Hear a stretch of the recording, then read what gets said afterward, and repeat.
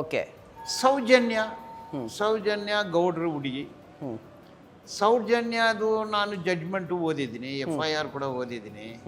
Unknown persons, ಅವನು ಯಾರೋ Santosh Rao ಅನ್ನೋನ್ನ ಬಂಧಿಸ್ತಾರೆ, charge sheet ಹಾಕ್ತಾರೆ. ಅವನಿಗೆ ಪಿಮೋಸಿಸ್ ಅನ್ನೋ ಕಾಯಿಲೆ ಇದೆ. ಪಿಮೋಸಿಸ್ ಇರೋವನು ರೇಪ್ ಮಾಡಕ್ಕೆ ಬರೋದಿಲ್ಲ.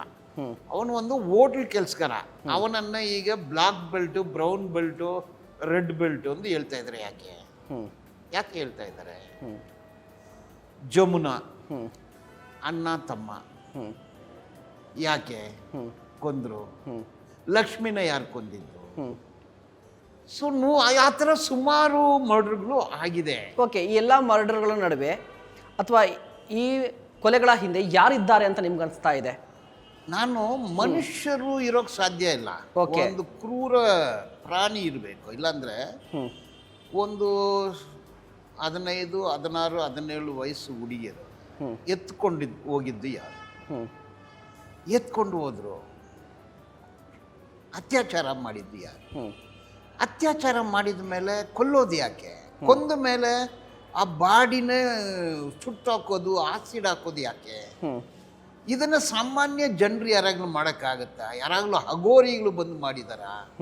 ಇದು ಏನಿದೆ? ಮತ್ತು ಇನ್ನೊಂದು ಸಮಸ್ಯೆ ಏನಂದರೆ, most of the victims are Brahmin girls. Why? Okay. Soujanya ಗೌಡ್ರ ಹುಡುಗಿ. ಸೌಜನ್ಯದು ನಾನು ಜಡ್ಜ್ಮೆಂಟು ಓದಿದ್ದೀನಿ, FIR ಕೂಡ ಓದಿದ್ದೀನಿ. ಅನ್ನೋನ್ ಪರ್ಸನ್ಸು, ಅವನು ಯಾರೋ ಸಂತೋಷ್ ರಾವ್ ಅನ್ನೋನ್ನ ಬಂಧಿಸ್ತಾರೆ, ಚಾರ್ಜ್ ಶೀಟ್ ಹಾಕ್ತಾರೆ. ಅವನಿಗೆ ಪಿಮೋಸಿಸ್ ಅನ್ನೋ ಕಾಯಿಲೆ ಇದೆ.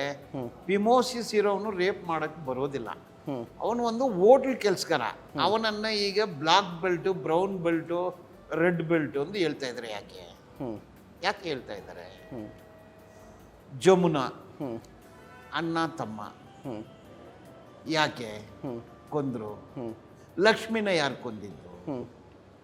ಸೊ ಆ ಥರ ಸುಮಾರು ಮರ್ಡರ್ಗಳು ಆಗಿದೆ. ಓಕೆ. ಈ ಎಲ್ಲ ಮರ್ಡರ್ಗಳ ನಡುವೆ ಅಥವಾ ಈ ಕೊಲೆಗಳ ಹಿಂದೆ ಯಾರಿದ್ದಾರೆ ಅಂತ ನಿಮ್ಗೆ ಅನಿಸ್ತಾ ಇದೆ?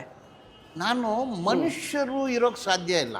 ಒಂದು ಕ್ರೂರ ಪ್ರಾಣಿ ಇರಬೇಕು. ಇಲ್ಲಾಂದರೆ ಒಂದು 15, 16, 17 ವಯಸ್ಸು ಹುಡುಗಿಯರು ಹೋಗಿದ್ದು ಯಾರು? ಎತ್ಕೊಂಡು ಹೋದ್ರು. ಅತ್ಯಾಚಾರ ಮಾಡಿದ್ದು ಯಾರು? ಅತ್ಯಾಚಾರ ಮಾಡಿದ ಮೇಲೆ ಕೊಲ್ಲೋದು ಯಾಕೆ? ಕೊಂದ ಮೇಲೆ ಆ ಬಾಡಿನೇ ಸುಟ್ಟಾಕೋದು, ಆಸಿಡ್ ಹಾಕೋದು ಯಾಕೆ? ಇದನ್ನು ಸಾಮಾನ್ಯ ಜನರು ಯಾರಾಗಲೂ ಮಾಡೋಕ್ಕಾಗತ್ತಾ? ಯಾರಾಗಲೂ ಹಗೋರಿಗಳು ಬಂದು ಮಾಡಿದಾರ? ಇದು ಏನಿದೆ? ಮತ್ತು ಇನ್ನೊಂದು ಸಮಸ್ಯೆ ಏನಂದರೆ, most of the victims are Brahmin girls. Y?